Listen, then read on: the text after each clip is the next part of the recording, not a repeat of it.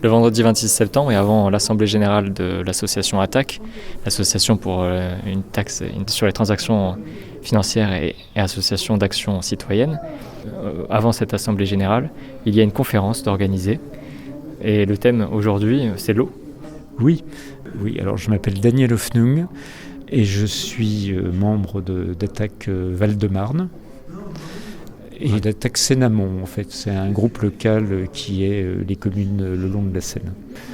Et vous travaillez dans quel domaine ? Alors comment vous est venue cette compétence dans l'eau ? Alors sur l'eau, en fait, ça remonte à un certain temps. Nous avons essayé d'œuvrer pour le passage en régie publique au moment du renouvellement de la délégation de service public. C'est-à-dire les délégations de service public pour une durée, alors je sais plus, on fait un appel d'offres, il y a soit voilà, Veolia, ça, Suez, c'est ça, c'est la même chose. Voilà. Et alors nous, à l'époque, il y avait eu une action, on avait fondé la coordination Île-de-France. Coordination quoi ? Île-de-France. Coordination Île-de-France, justement pour intervenir au moment de ce choix du mode de gestion. Et donc nous, évidemment, on avait essayé de pousser à la gestion en régie publique. On avait d'une part organisé au niveau citoyen dans un certain nombre de villes, en particulier sur Est-en-Somme, des communes de l'Est de Paris, pour obtenir une gestion publique au niveau de la population, mais au niveau aussi des élus locaux. Et vous avez essayé ? On a essayé à l'époque, mais on a raté. On a raté puisque... Pourquoi ? Alors, quand il y a eu la réunion du syndicat des eaux d'Île-de-France, enfin des représentants, alors les représentants qui sont des représentants des communes essentiellement. Bien sûr. Ouais. Voilà. Et en fait, nous avions déjà rencontré un certain nombre de représentants, c'est-à-dire qu'on a eu une action double, on avait une action en direction de la population par rapport à ça, et on a eu une action en direction des élus.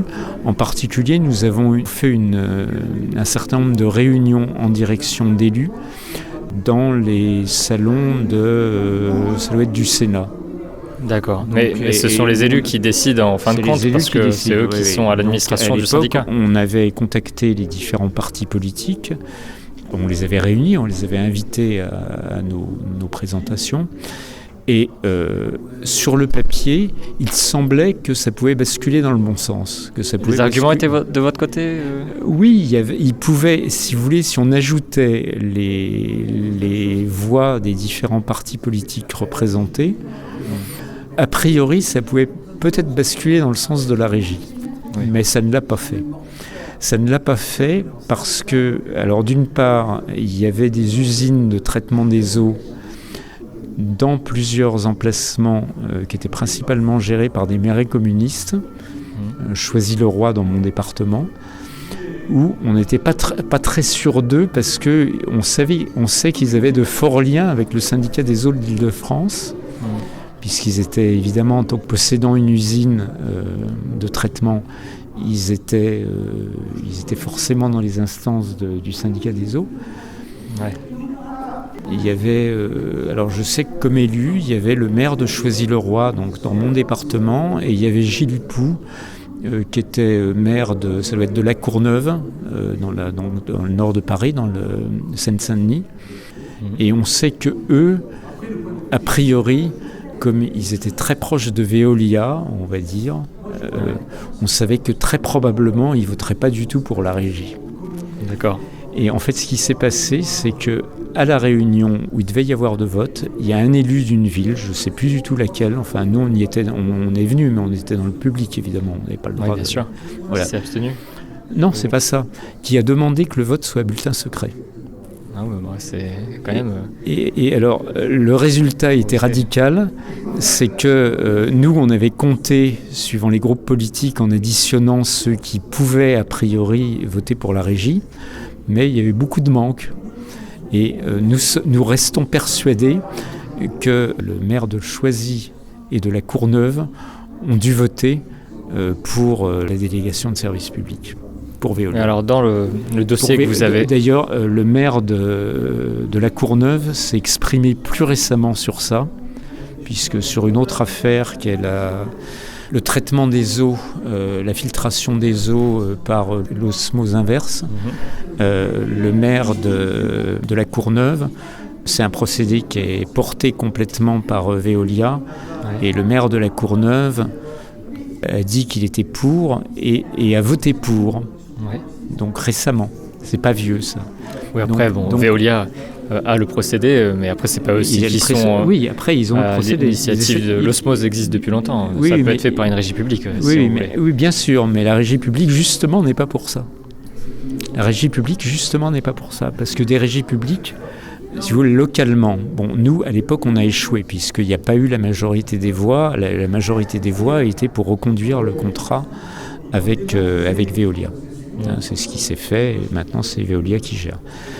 Après, Veolia a développé, et Suez ont développé tous les deux un système qui est l'osmose inverse pour le traitement des eaux. Et sur ça, donc, ça a été voté à une très très large majorité au comité syndical du syndicat des eaux d'Île-de-France. Et alors les votes sont assez rigolos à voir. C'est-à-dire que d'abord, il n'y a pas la majorité qui était... Enfin, si vous voulez, la majorité, évidemment, a participé au vote, mais il y avait plein d'absents qui n'ont pas participé au vote, soit qui étaient là mais n'ont pas voulu voter. Abstention. Oui, ce n'était pas des abstentions, c'était non pas pris part au vote. Non pas pris part au vote. Et seuls 3 se sont exprimés à la réunion qui a voté ça.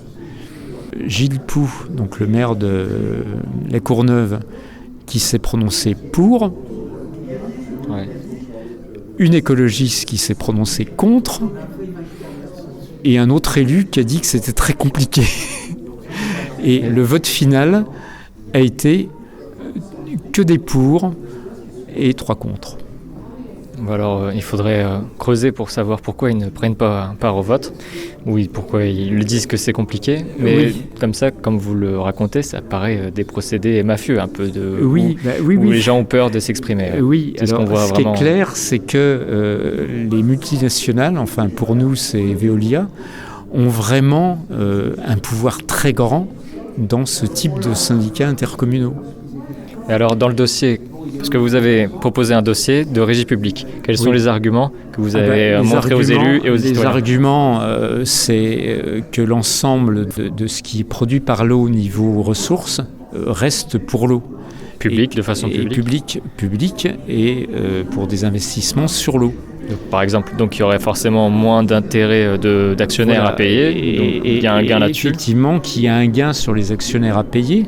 Alors, on a un exemple, c'est Paris, à partir du moment où, alors ça doit être 2010, Paris est passé en régie publique, mais heureusement, Paris avait commencé à se préparer avant, puisque sur la législature d'avant, ils avaient commencé à préparer la reprise en régie publique. Et quand Paris est passé en régie publique, les prix de l'eau ont baissé de 8%. Ah oui, c'est significatif pour les citoyens, donc là-dessus ils s'y retrouvent. Les élus aussi devraient. Oui, les élus aussi. Mais bon, alors après, faut que les élus aient vraiment envie de servir l'intérêt de la population, quoi. Et quels sont les autres arguments ? Complètement. Quels sont les autres arguments ? Après, maintenant, les autres arguments. Les arguments de ceux qui veulent la gestion par les multinationales, oui, en fait, il n'y en a que 2 de multinationales. Il y a Veolia et Suez, et il y a un petit peu la SOR. La SOR, qui par exemple à Périgueux s'est fait racheter par la Veolia dans certaines zones. Ah d'accord, ah oui, c'est amusant. D'accord, oui. Donc la SOR... le troisième est en train de perdre du terrain. D'accord, oui, sûrement, mais le troisième gère encore à certains endroits, toujours. Pour les arguments qu'il propose, c'est... Alors, les arguments de Veolia et Suez, actuellement, c'est une eau plus pure, et une eau plus pure grâce à l'osmose inverse. Oui. Et l'osmose inverse, c'est un procédé avec des membranes ultra fines, c'est-à-dire c'est plus petit que c'est de la nanofiltration, on va dire.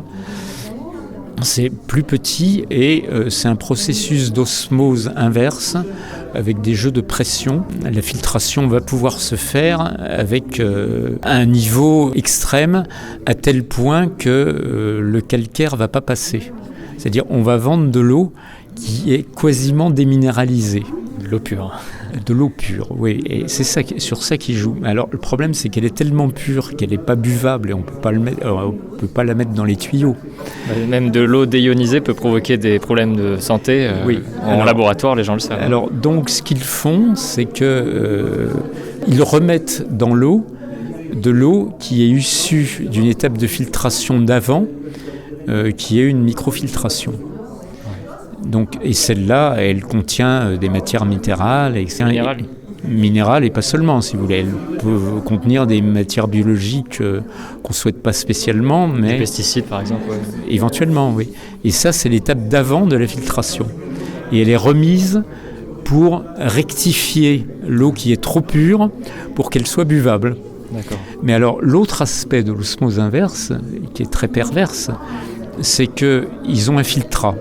Le filtrat, c'est ce qui reste, si vous voulez. C'est-à-dire qu'il y a l'eau pure qui va passer d'un côté de la membrane, et il y a le filtrat qui va rester de l'autre côté. Et tout le calcaire qui n'est pas passé. Le calcaire et tout le reste, les restes de médicaments, les restes de pesticides, les restes de tout ce qu'on veut. Et alors celui-là, il va aller où ? Eh bien, on le remet dans la rivière. On le remet dans la rivière. D'accord. Oui, c'est-à-dire que si vous voulez, l'eau, après la filtration par osmose inverse, elle est plus pure qu'avant.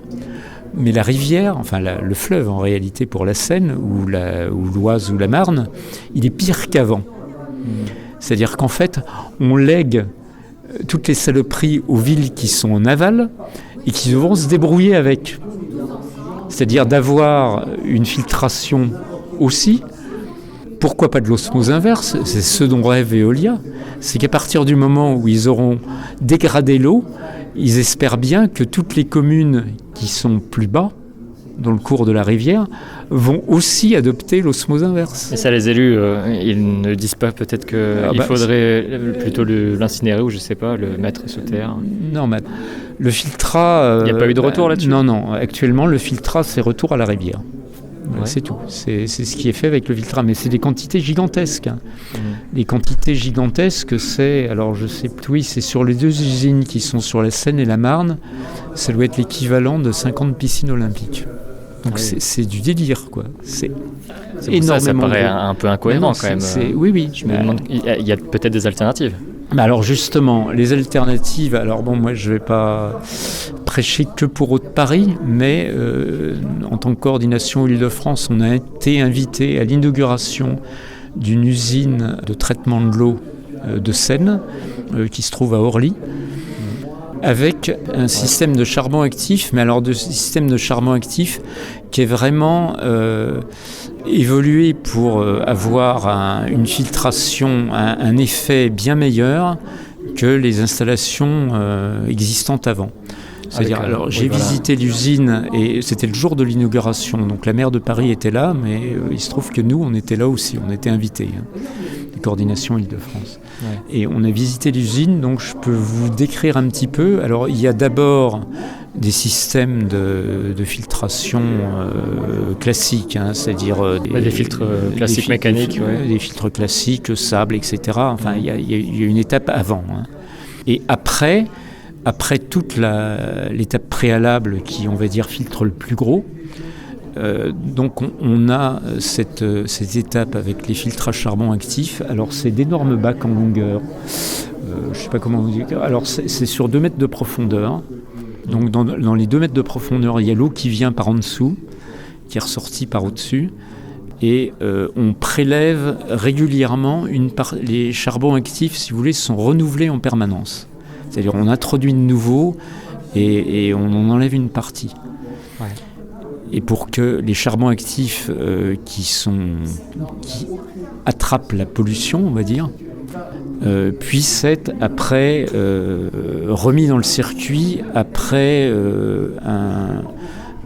une élimination des polluants à haute température. C'est du 1300 degrés. Ouais. Voilà. Et après, ça revient à l'usine. Et donc là, on a une filtration à charbon actif qui a l'intérêt de capter les substances organiques dangereuses, médicaments, engrais chimiques, etc. Ça les capte aussi.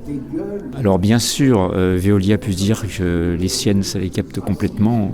Je ne vais pas dire le contraire, mais si on peut les capter bien avec un système qui n'est pas les aspects pervers du leur, c'est quand même beaucoup mieux. Et le coût, le leur, c'est consommation électrique multipliée par 2 et 2,5, parce que cette centrale de traitement qui est après l'usine préexistante, eux ils viennent en deuxième, donc les consommations électriques sont multipliées par 2 à 2,5, alors que nous, Haute-Paris, les consommations électriques ne sont pas maximisées. C'est un procédé qui est économique. Alors, et pour les communes où il y a déjà une régie publique, nous, si vous voulez, on a réussi à faire que grâce à la loi NOTRe, qui est la loi sur la nouvelle organisation territoriale, celle qui pousse aux communautés de communes, aux agglomérations, etc., qui reprennent un certain nombre de compétences des villes, en particulier la compétence sur l'eau, la compétence sur les déchets. Donc c'est à cette échelle-là maintenant que les choses sont réglées. bien sûr. Voilà. Et nous, on pousse qu'à ce niveau-là, les systèmes de traitement des régies, puisque maintenant on a réussi à ce que sur l'agglomération parisienne, il n'y ait pas que Haute-Paris. Il y a 2 régies qui se sont créées. Une régie à l'est de Paris qui s'appelle Est Ensemble, une régie qui est au sud-est de Paris. Et ces régies, petit à petit, vont se fournir à Haute-Paris. Donc la régie Est Ensemble a déjà 30% d'eau qui est de l'eau de Paris, et l'objectif c'est de passer à 50%. Puis les compétences des régies publiques peuvent se partager entre régies publiques pour avoir le même niveau de qualité au final. Et donc il y a de la... Alors pour le moment, la régie au sud-est, c'est-à-dire au de la Seine et de la Bièvre, elle s'appelle. Pour le moment, on n'a pas de possibilité de se fournir encore à Haute-Paris, mais ça va venir dans le futur, quoi. Pour le moment, c'est l'eau du Sédif. On vous laisse donc, réaliser votre conférence. Alors, et puis on mettra un complément d'information pour les auditeurs. Si c'est intéressant, parce que moi j'ai parlé en fait des problèmes de la région où j'étais du coup. Eh bien, en Dordogne, je pense que le débat après la conférence va pouvoir intéresser plus les auditeurs. Je vais en reparler là. Mais un sujet intéressant, que tout le monde boit tous les jours. Voilà.